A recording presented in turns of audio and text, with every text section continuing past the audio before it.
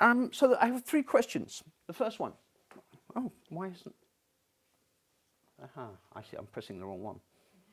The 3 questions that I want to discuss are: what are your previous personal experiences of teaching or presenting at conferences in English? What have you experienced, just sort of, purely personally?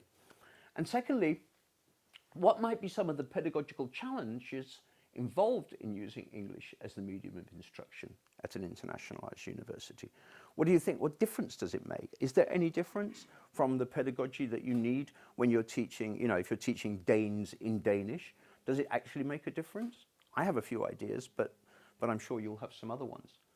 And thirdly, in sort of conclusion to that second question, what adjustments can we make to our pedagogical practices to meet those challenges? Okay, so rather optimistically, I've put that down as a 25-minute discussion. It might take longer, but I have other things I want to tell you about the practicalities of the course afterwards and sort of a few details about it. But this is what I thought would be a good way to start off, because as your lead, well, I don't know, is she your leader, Annette? Annette said to me, she said, what you must remember is that these are experienced lecturers. You can't just come in and tell them what to do. And I thought about that, and I thought, that's great, actually, because that means that I can learn something at the same time. So this is me doing what Annette told me to do, because she's like that. Okay, so maybe we could start off and ask you, how much you have actually taught in English, and what actually happened to you when you were doing it. What did you notice?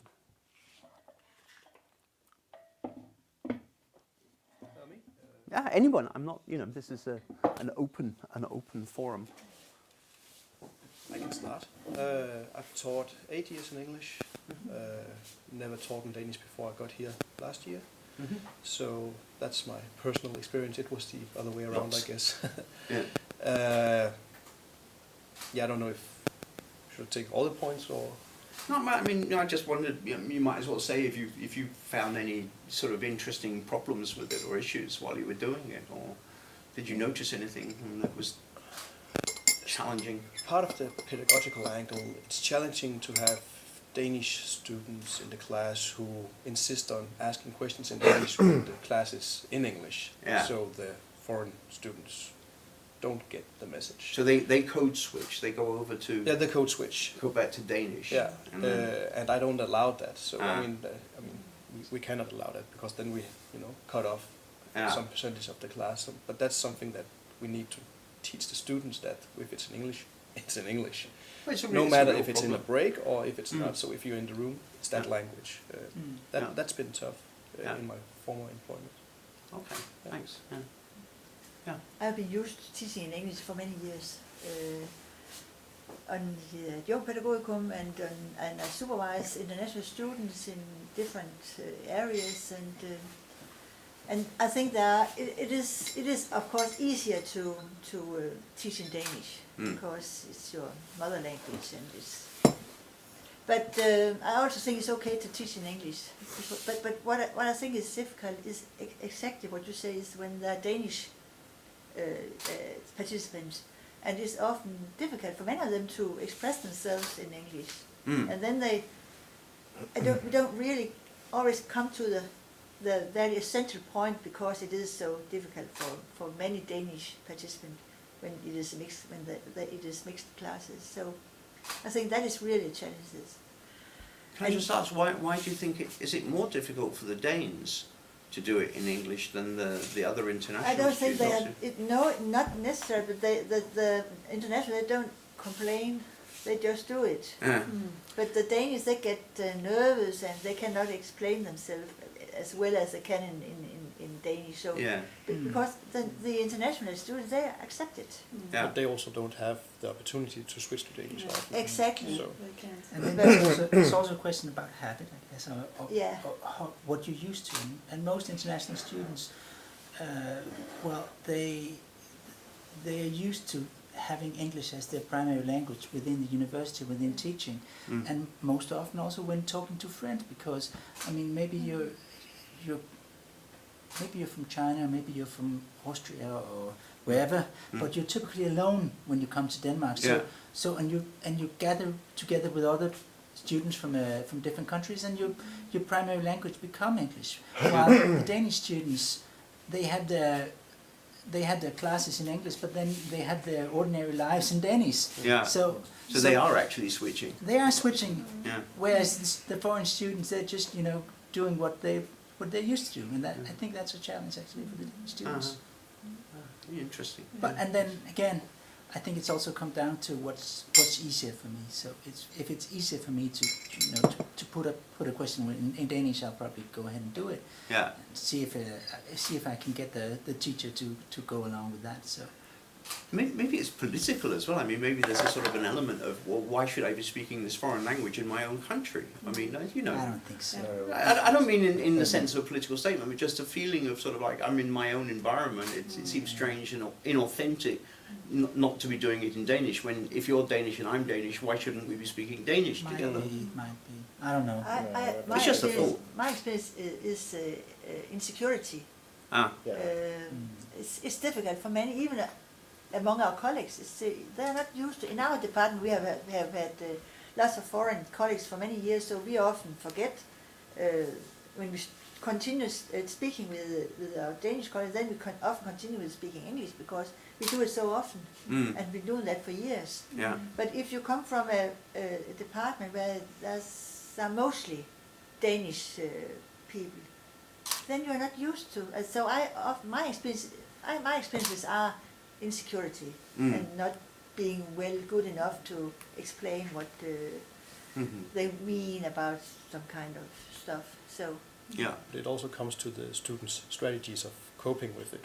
Yeah. For example, when I teach in the US, some of the classes, half of them is people from China and from other places in the world. And if someone is asked a question, then they might go to their, peer and ask in Chinese. So how would I say this? I guess is what they ask, and then the word comes. What it says. If they like the words, and the same if it were Spanish-talking individuals. So it's not a Danish. No, it's having your own group that you can relate to, as well as the sort of official language of the class. Is that what you mean? Yeah, and I think it's a natural strategy. I mean, if I can't remember the words, I'll just ask for help. Yeah. So I think it's a healthy tendency, but how much should we allow in an EMI course not to lose the other ones in the class? There are actually. I was at a conference this summer, and early summer, and there were people there from the Catalonia district in Spain, and they have an official language switching policy. You're allowed to switch languages in class, so that there are 3 languages that you can use, and you have to be able to manage all 3. You have to be able to understand them, but you choose which one you want to communicate in primarily, and then people sort of switch backwards and forwards. That must be really confusing. I'm glad we don't have that here. It's like, I don't think I'd dare, but it might be worth trying one day. Yeah. Okay, great start. Yeah. Anything else? More experiences? Or? Well, I think many of us read articles in English, and so you get a professional language from the articles, so that it's easier to transfer to the classroom. But if you read the articles in English and you convert it into Danish in your brain, then you can. I mean, it's also an exercise, so it may be easier by the time to make this kind of transfer directly from the literature we are reading to the classroom teaching.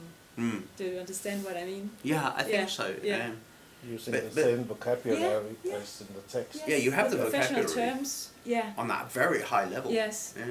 Yeah. And it's probably more sophisticated English than most English people would speak, because within your field, you know stuff that other people don't know, and are used to a very highly academic written form of communication, which is kind of demanding for an average speaker probably. Yes. So you could in those ways be much more advanced than a normal native English speaker. Normal, sorry, you know what I mean. And some concepts in the literature are not easy to translate from English to Danish, so it's more convenient to teach in English when the primary literature is in English, I think. Because otherwise you're doing your own switching backwards and forwards all the time. Yeah, that's true. I hadn't thought of that. That's a good point. Yeah, I have to write all these down so I've got them. There is a difference between, I'm doing a PhD course training where it is the high discourse level where you use all the special vocabulary, or is it more the second semester bachelor's degree? I mean, then you need to make the translation in intralingual, you could say. So how could I take this difficult discourse and make understandable someone who's not in the field? So I guess that you'll always translate, but it's sometimes not between languages. But between levels of language. Sure. So that's the varieties of discourse. That's the hard work, I think, to make a special subject word non-special without losing meaning. It makes sense. Yeah. I mean, you have the same problem in your own language, don't you? Sure. And that's what I think is that, to some extent, the pedagogical problems that you face in using EMI are the same that we need to deal with anyway in university teaching. They're just more exaggerated, more crucial maybe, because of the added problems of people trying to understand in a language that isn't their first language. But you also have the angle of saying what is the classroom teaching and what is the supervision. Absolutely. Because culture is very, noticeable. Come on then. During, I was hoping that someone would bring that one up. Go on, tell me. This is my hobby horse you've just arrived. Well, okay, no, I mean, for example, where I worked before, we had primarily people from Eastern Europe, and then we had some from Germany and around Europe, but we had a big group from Eastern Europe, and if we told them something during class, then that was the truth. Roughly said. So they were trained not to question, whereas we have this pedagogical, well, we expect you to question what we say and challenge us. Yeah. So in that way, but that's again not language, it's more when we get languages into the classroom. Yeah. So it is a it's a culture and maybe a sort of unwritten code, a tacit knowledge of what you are expected to do that you acquire throughout your education. I mean, also right down from Folkeskole up through gymnasium and then into the early years of university. So it's building up. So you're sort of expected to know these things. But for someone who suddenly dumps in from Romania, I say that advisedly because it was some Romanian women who drew this to my attention, that you don't necessarily know what the rules are. So they were, for example, being told, oh, your work is not academic enough. And they're like, I've worked in a university for 5 years, how can you say my work's not academic? It's academic in Romania, why isn't it academic in Denmark? And what was hidden behind that was the expectation that they should be more critical, just as you're saying, not so reproducing of knowledge that already exists. But they've been taught that, so they didn't know. The trouble is they get thrown in here, and within a few months they're expected to take an exam, and defend whatever they've written in their speciality. And they've had they haven't really understood it yet. They haven't quite got it, what's expected. Yeah. I really agree with that. That's one of my points, which I'm going to get to in a minute as well. So, yeah. I've been teaching some Chinese students from Hong Kong every summer, and the first time there was a cultural clash between their understanding of the teacher role. As soon as I arrived, they bowed and said, "Hello, Mr. Freeman and Dr. Freeman." And when I started, it's lovely, isn't it? When I started to it isn't. When I started to speak, they were repeating me because they thought it was a linguistic classroom. And well, I had the difficulty of bringing across teaching in another context.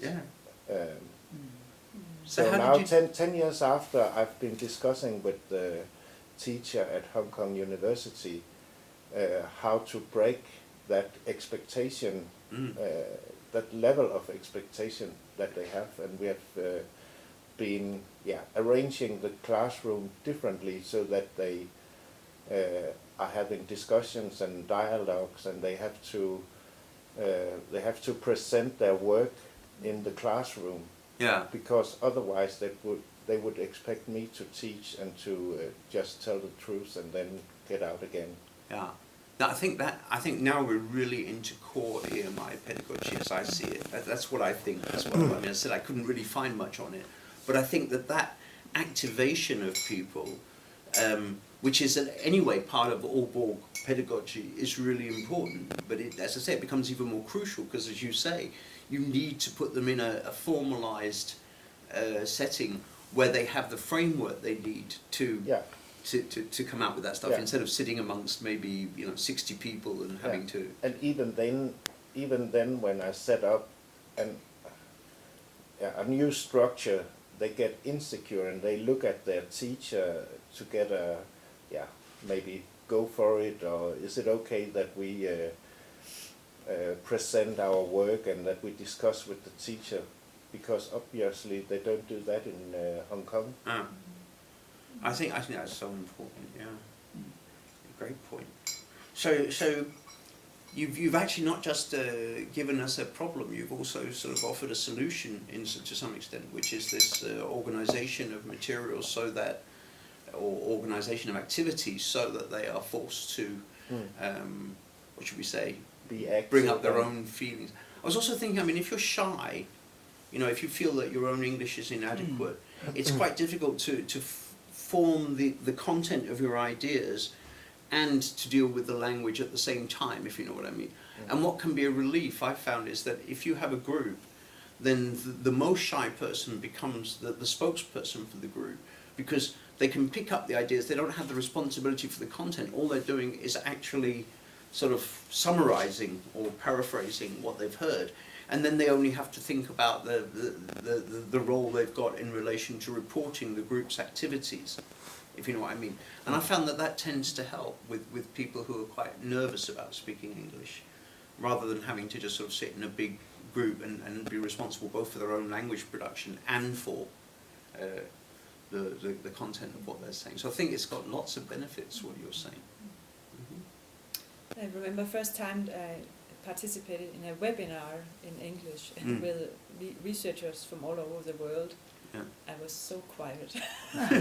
I felt so uncomfortable. I understood everything, but I didn't feel confident speaking out. And I think they were wondering, why is she there, not saying anything? The fly on the wall. Yeah, but it was really because it was online and there was no direct contact. So that was crucial for me. I haven't participated yet in another webinar. I don't feel I'm ready. But I put you off.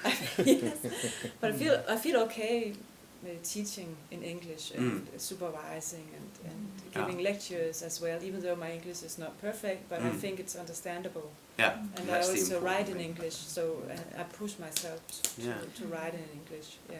I wonder. The thing is about you know, I completely agree. I understand you perfectly well. So, but still, I mean, this is not our native language. It will always be our secondary language, and I think in some ways I find it more dissatisfying to give lectures in English, because there's some notable changes when I lecture in English compared to when I lecture in Danish. For example, the pace. Yeah. Pace is different, because you know, I find myself looking or scouting for the right word, or trying to remember a certain phrase. And I also find that my vocabulary is a bit more flat. I mean, I like the nuances that I am able to give to my lectures in my Danish lectures. So that's the thing, and the other thing is that the audience typically have the same challenges, because most of them will not have English as their primary language, but as a secondary language. So they also experience my lectures with a certain what you could say, impression of flatness or something like that. I mean, so I mean, I think my experience is that often some of my greatest points goes unnoticed or are in some ways twisted or turned because I'm not able to express myself in exactly the way I would like to. So some of the nuances disappear out of the language. They do. But supposing I suggested that might actually be an advantage. It could be, but I'm just talking about it from a satisfactory point of view. I understand. As a lecturer, you know, trying to give the perfect lecture, trying to formulate my thoughts in a very certain way. The limits of my language, you know, set some limits for my lectures. Of course it does. Yes. I think what I meant by saying what I said was that the question is, whose problem is that? when you can't do it in exactly that beautifully turned phrase that you want. Because I think for you, it could be extremely frustrating. I know it myself when I'm trying to say things in Danish. Exactly. But on the other hand, there is the point that slowing down effect, that loss of fluency, actually, I'm going to suggest in a moment, gives the audience more time to react, to take part in an inner dialogue, which I think is essential for me pedagogically. I think it's what university teaching is all about, is that if I say something, I know that you're sitting there now thinking, well, maybe what he said was true there, and that sounds like such and such, and oh, I don't agree with that. That's absolute bullshit. Why doesn't fish, think a bit more, or whatever it is? So I know that there is actually a dialogue going on with every single thing I say, and that slowing down effect, that loss of sharpness, takes away some of your authority and feeling of confidence, I think. But on the other hand, it could actually benefit the classroom, the audience, as it were.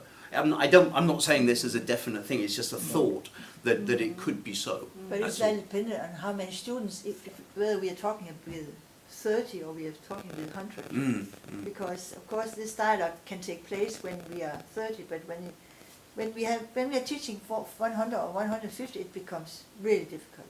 I'd suggest there was a dialogue with 1,000, because the dialogue is internal in the head of the person who's receiving. I'm not talking about actually asking questions. No. I mean the internal dialogue that is going on in your head. Before you said that, now you thought about what we both said, and you thought, I agree with this, I agree with that, and then you said something. But that would be going on even if you hadn't said anything. So that's what I'm getting at, is I'm talking about a concept which I don't know if it exists in pedagogy, but which I've thought about for many years, which is this idea of the inner dialogue, which I think is really important. Because I mean, you must do it as well, don't you? I'm not the only one, I'm presuming.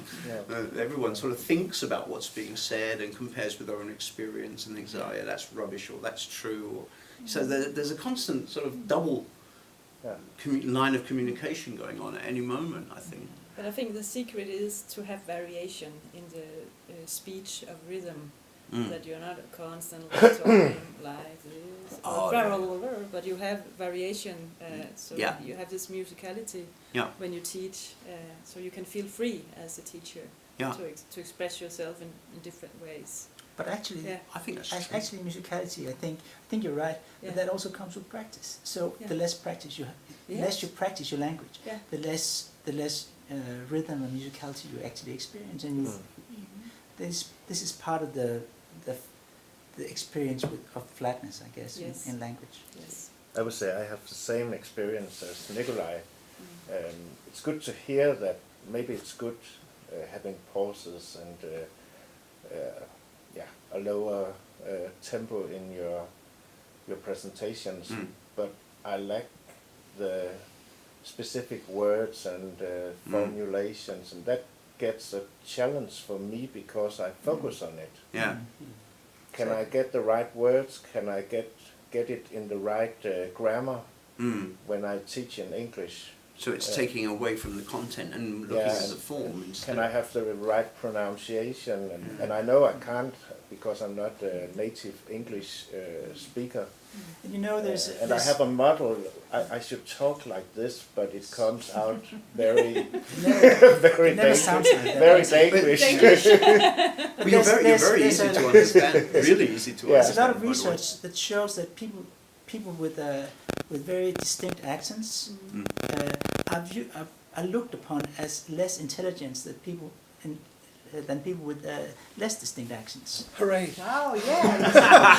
And I think that's, I mean, why do people from Commonwealth always are always viewed as the most clever people at conferences? It's not probably not because they have the highest IQs, but because they have the perfect pronunciation, and they have the least trouble, you know, speaking their mind. And I think that's a very important thing about this, that we're supposed to be, or we are the experts within our fields, but when we give lectures in our second language, there is this look upon us and look upon ourselves as less brilliant than we actually. That's why. than most of us view ourselves as. So. But that's what I meant when I said earlier. Is it your problem or is it the student's problem? Because I said that for us it is a problem because we want to be looked up at. But for the student, if what we're trying to do is create a dialogue and invite them in and participate,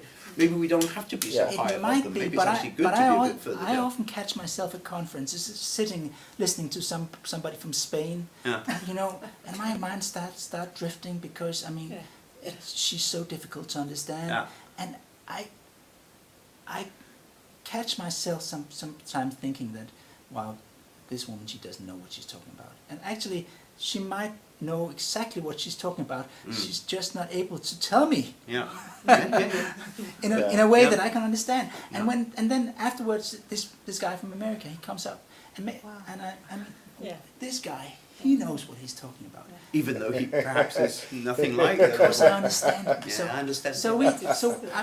We do the same. Yeah. But I still believe that it could be an advantage for you, and that's also why I put that emphasis on lingua franca, that it's not the effort to sound like an English person or an American, God help us, but just to be understandable, because your Spanish person that you gave as an example, even if she had a Spanish accent, if it was easy to understand, that probably would not have detracted from her authority, I would suggest. But wasn't it the difficulty of understanding also that made it? You just sort of gave up, kind of thing. Like 3 o'clock in the afternoon, heavy Spanish accent. I don't know. I don't know either. I don't know. No, but it's a real concern, and it's interesting. It also comes back to what we do before we go into the classroom or to the conference. Because one thing is creating the slides and thinking what is going to be said. Another thing is saying it. That counts both in Danish and in foreign languages. Yeah. And most often we fail even more if we haven't taught or trained beforehand. Spoken out loud, what am I going to say for this slide? Yeah. I've done that a lot, and it helps me remove a lot of the words that are wrong or find the words I miss. Practice, but it just puts another time, level on the preparation of the class. Yeah, so it takes longer. It takes longer, because just having the slides is not enough. That's just our anchor. You don't get paid for that. That's the trouble. Yeah, but we get paid for doing it, but it's just another effort to find the words we might like the first times we are going through it. And it's not a bad excuse for not doing it. It's just fact, I guess, for me at least. I think you're right. And it's a bit the same when writing in English. Most of us, we perfectly able to write in English, but at least for myself, I know it's just take 15% longer to write an English article than a Danish article, because again, the more words I had to look up, more things I have to think about how to formulate in English. But I think there's a major difference between talking English and writing English, because I get the feedback, well, the grammar is correct, but it doesn't sound English. Please have it proofwritten. The manuscripts I submit. So is this on your writing? For writing, it's the grammar is good, the words are correct, it just doesn't sound English.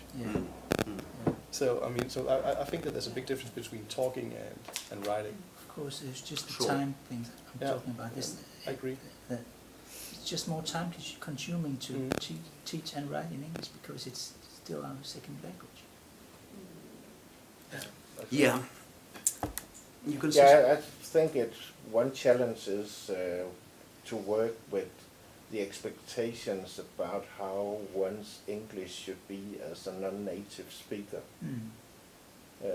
Because sometimes I'm very shy because I know I sound very Danish in my English pronunciations. You do, but it's great because it's so easy to understand. So from my point of view, it wouldn't be a problem at all. But it's a challenge in my consciousness and my focus. Yeah. So I have to say, let go and just practice somehow. I struggled a lot with that. So, really. And the conclusion I came to is that no one speaks it correct English. I mean, Exactly. if you go to the U.S., Yeah. some would say, "Hey, you're from Delaware," or "You're from I mean, then they have the states they talk about the English versions, right? And as you said, well, that's Scottish, or Yeah. so I just came to the conclusion there's no correct English. No, I mean, in spoken words. It's In true, my case, there they is would say, correct "Oh, you're English." from the countryside in Denmark." And you're grateful for that. That's I'm afraid I have to disagree. There is correct English. It's the one I speak. Everybody else is wrong. You know? No, that's not true. It's like no, I mean it's so true. There is no one standard, and I mean I do this certification thing, which I'm going to be talking about in a second, which you'll also be doing.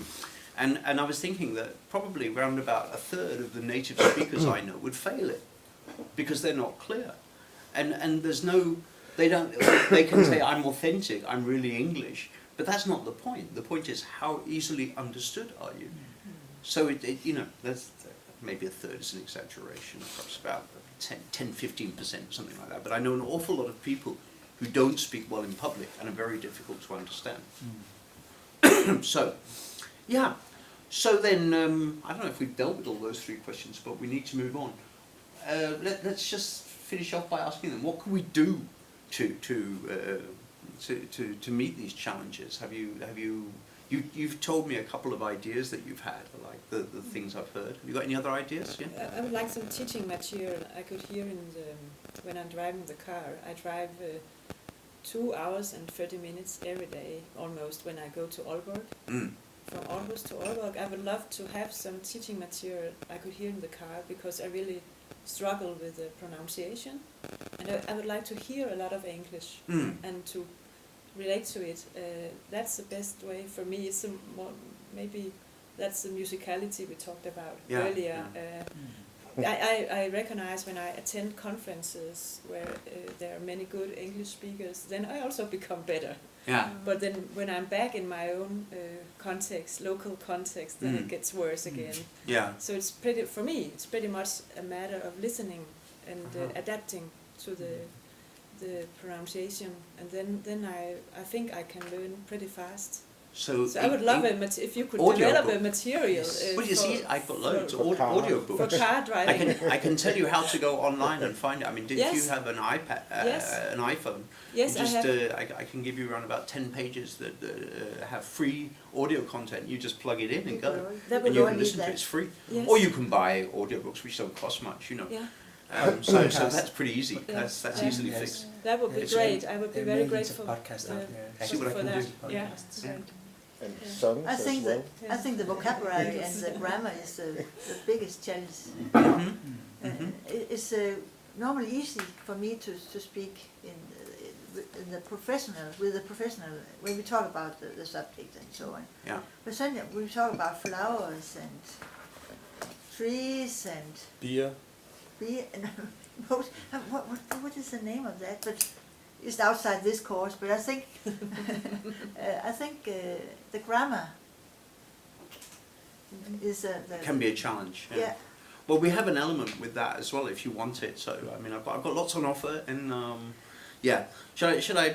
Is it okay if I move on now? And Just one Yeah, go on. short comment. Please. There's a group from Aarhus University working exactly with the last bullet, led by Karen Lauritsen. yeah, I know her. Yeah, Yeah. okay. I was one of the original members of it, but I withdrew because I didn't have time, unfortunately. So yeah, they're doing a She European talks a wide very thing. perfect It's great. English. Sorry? She talks a very perfect English. Yes, she's certainly okay.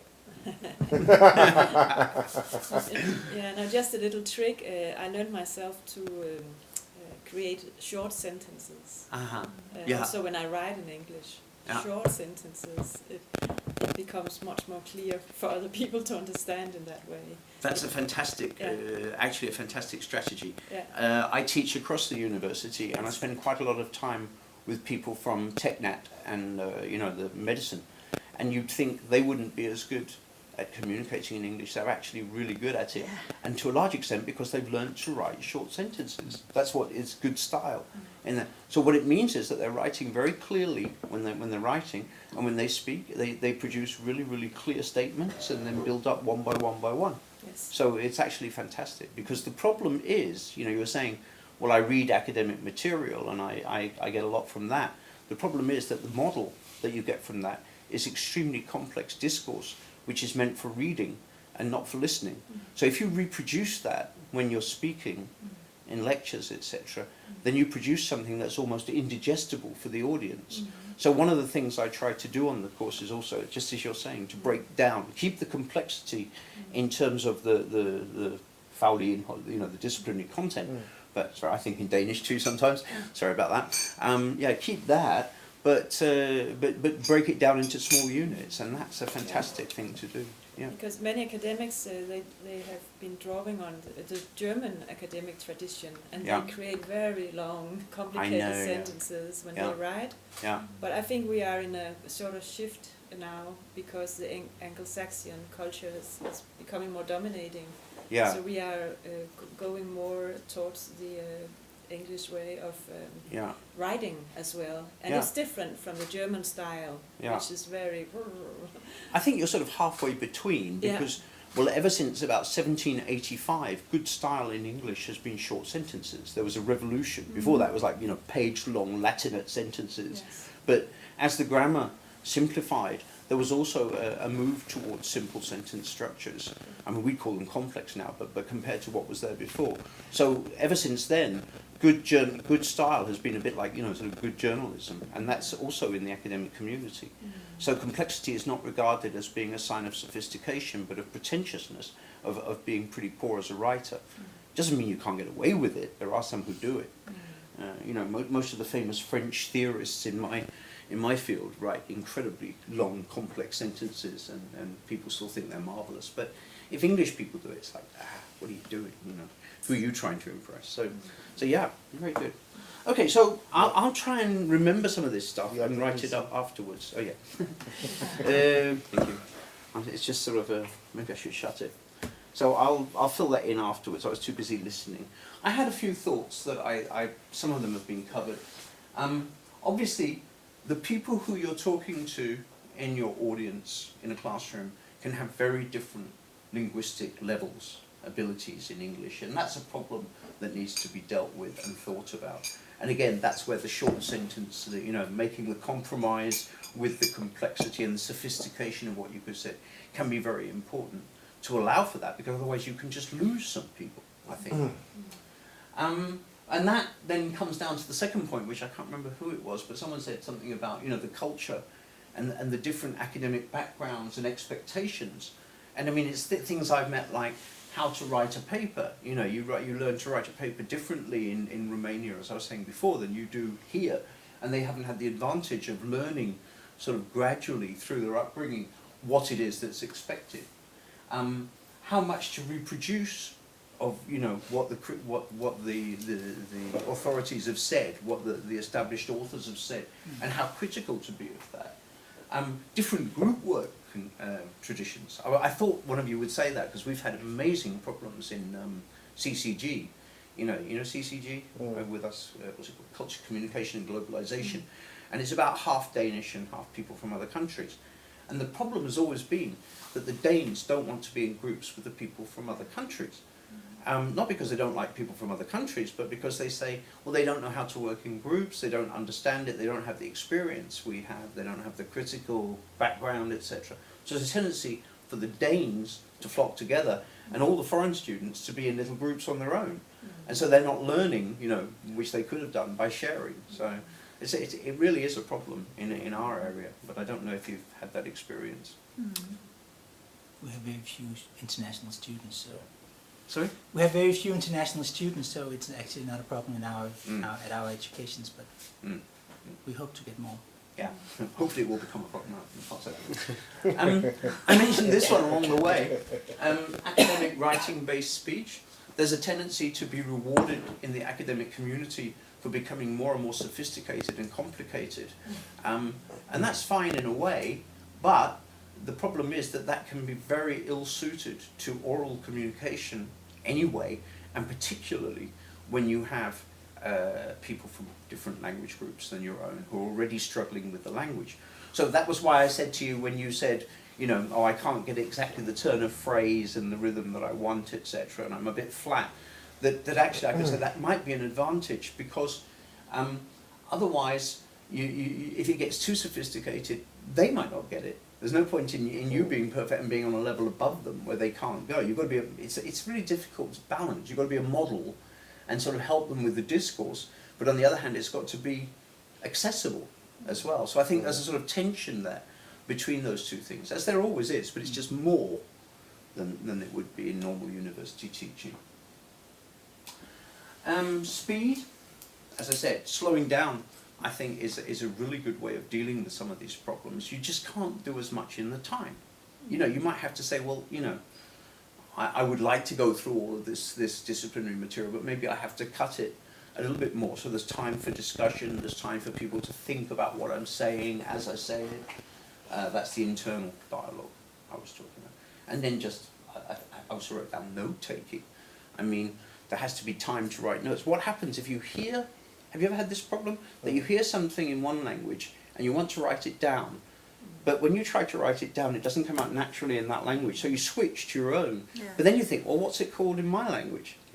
So it can give all sorts of problems. So you know, again, time can be necessary to allow people to do that. I think these are real, very down-to-earth, you know, pedagogical problems. It's not, you know, high theoretical stuff. It's just everyday practice. I could go on, but I'll just go through these quickly. Lack of vocabulary, we talked about that, or uncertainty in using it. There could be a reluctance about speaking in plenum, that people, you know, don't want to take the chance. Your students might not want to come out, and we talked about that, and making small groups is excellent. Clarity and comprehension is important, and that is intention, as we've been talking about all the way through. It's a theme, I think, with the maintenance of disciplinary depth. You know, you want to be true to the complexity of your field, and you don't want to dumb down, as they put it. But on the other hand, you need to be clear as well. So I think there's a tension there.